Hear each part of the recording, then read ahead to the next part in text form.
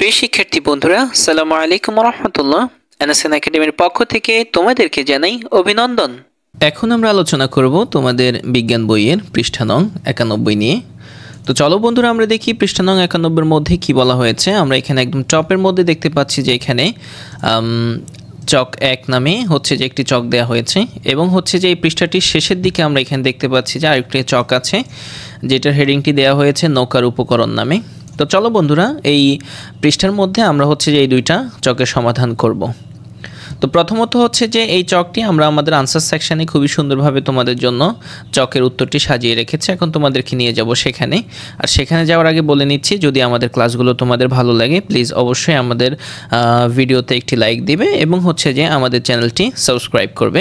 আর যারা already subscribe করেছো তাদের সবাইকে অসংখ্য অসংখ্য ধন্যবাদ। তো আমরা এখানে এই চকের মধ্যে প্রথমত দেখতে পাচ্ছি এখানে বলা হয়েছে যে নৌকার নাম। এখানে হচ্ছে যে আমাদেরকে 4টি নৌকার নাম দিতে হবে। এরপর হচ্ছে চড়েছি বা দেখেছি, মানে এই নৌকা যেগুলো আমরা এখানে লিখবো এগুলো কি চড়েছি কিনা বা এগুলো আমরা দেখেছি কিনা। এরপরে দেখিনি তবে নাম শুনেছি। এখানের মধ্যে যদি কোনো নৌকার তুমি দেখোনি কিন্তু নাম শুনেছো সেগুলো এখানে লিখতে হবে। এরপর হচ্ছে যে আজকে নতুন জানলাম। এখানে যদি কোনো নৌকার নাম তুমি আজকে নতুন জানো সেটা হচ্ছে যে এখানে তোমাকে টিক দিতে হবে।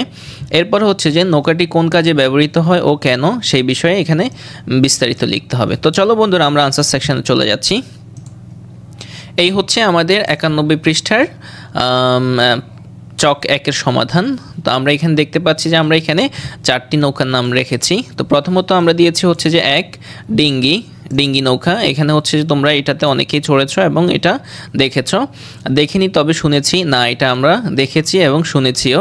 তারপর আজকে নতুন জানলাম, না এটা আমরা আগে থেকেই জানছি, সেজন্য এগুলাতে কিছু ফিল আপ করতে হবে না।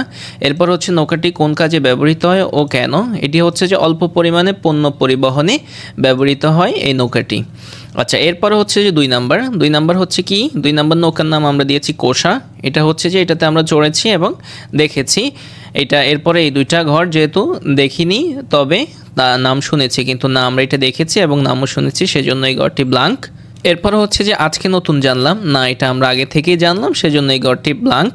এরপর হচ্ছে যে নৌকাটি কোন কাজে ব্যবহৃত হয় এবং কেন। এটি হচ্ছে যে অল্প দূরত্বে চলাচলের জন্য ব্যবহৃত হয়। এটা হচ্ছে যে অল্প দূরত্ব, সামান্য দূরত্ব চলাচলের জন্য এইসব কোষা নৌকাগুলো ব্যবহৃত হয়। আর হচ্ছে ডিঙ্গি নৌকা ব্যবহৃত হয় হচ্ছে অল্প পরিমাণে পণ্য পরিবহনে। এটা হচ্ছে যে আমরা ঢাকা শহরের নারায়ণগঞ্জে গেলে আমরা দেখতে পাবো যে সেখানে এরকম ডিঙ্গি নৌকাগুলো সামান্য মালামাল নিয়ে তারা এখান থেকে ওখানে পারাপার করে দিচ্ছে। আচ্ছা, এরপর হচ্ছে 3 নাম্বার হচ্ছে যে কলার বেলা হচ্ছে যে এটা আমরা চড়েছি এবং দেখেছি। যখন হচ্ছে যে বর্ষাকালে বন্যা হয় তখন যারা গ্রামে আছে তারা এই কলার বেলা নিয়ে অনেক আনন্দ করে, এটা আমরা জানি এবং আমরা যারা গ্রামে গিয়েছে আমরা দেখেছি। এরপর হচ্ছে এই 2টা ঘর ব্ল্যাঙ্ক। এরপর হচ্ছে যে এই নৌকাটি কোন কাজে ব্যবহৃত হয় এবং কেন। এটা হচ্ছে বন্যার সময় চলাচলের জন্য ব্যবহৃত হয়। আচ্ছা, এরপর হচ্ছে 4 নাম্বার হচ্ছে বজরা। এই যে বজরা কথাটি এটা আমাদের সাথে নতুন, এটাতে আমরা চড়িনি এবং এটা দেখিনি, তবে এটা কি নাম শুনেছি আজকে। তারপর হচ্ছে যে আজকেই নতুন এটা সম্পর্কে জানলাম। এটা কি হইতো, এটা হচ্ছে যে প্রাচীনকালে ধনী ব্যক্তিরা ভ্রমণের জন্য ব্যবহৃত হতো। এটি একটি কি ছিল, এলাইট একটি বোট ছিল, মানে হচ্ছে ধনী যারা সম্ভ্রান্ত যারা তারা এসব নৌকায় চড়তো। সো প্রিয় বন্ধুরা, এটি ছিল চক 1-এর সমাধান। এরপর আমরা দেখি কি বলা হয়েছে। এরপর আমরা এখানে দেখতে পাচ্ছি যে এখানে বলা হয়েছে যে বৃষ্টির দিনে কাগজের নৌকা বানিয়ে নালায় ভাসিয়েছ নিশ্চয়ই। চলো এখন আবার ছোটবেলার বিদ্যেটা ঝালাই করে নেওয়া যাক। 1 টুকরো কাগজ নিয়ে নৌকা বানিয়ে দেখো তো কেমন হয়। এরপরে বলা হয়েছে আচ্ছা, সত্যিকারের নৌকা যেমন এক জায়গা থেকে অন্য জায়গায় মানুষ বা মালামাল পরিবহন করে নিয়ে যায়, কাগজের নৌকা কি তেমনি বস্তু পরিবহন করতে পারবে। চলো চেষ্টা করে দেখা যাক। আচ্ছা, এরপরে বলা হয়েছে ক্লাসে হাতের কাছে ছোট ছোট জিনিস যা আছে সেগুলো দিয়েই পরীক্ষা করে দেখা যায়। আচ্ছা, এরপরে বলা হয়েছে যে একে একে সবার নৌকা কোনো বড় গামলা বা হচ্ছে যে বালতিতে ভাসিয়ে দেখো। এরপর এর উপরে ছোট ছোট ভর চাপিয়ে দেখো কি হয়। ভালো মতো লক্ষ্য করো নৌকাটা কি আজীবন এভাবে ভেসে থাকবে। ফলাফল যা পাচ্ছ তা পাশের বন্ধুর সাথে শেয়ার করো, দেখো ও কি মনে করে। এরপরে বলা হয়েছে আচ্ছা তোমরা যদি কাগজের নৌকার বদলে সত্যিকারের একটা নৌকা বানিয়ে ফেলতে পারো তাহলে কেমন হয় বলো তো।